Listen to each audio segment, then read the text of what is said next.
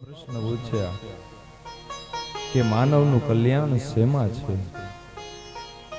બીજો તો કે કલ્યાણનું શરણ સાધન શું?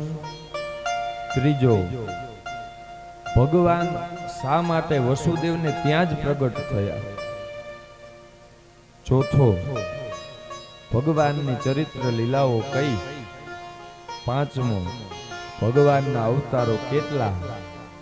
અને છઠ્ઠો કે ભગવાન શ્રી કૃષ્ણ સ્વધામ પધાર્યા એ પછી આ ધર્મે કોનું શરણ ગ્રહણ કર્યું?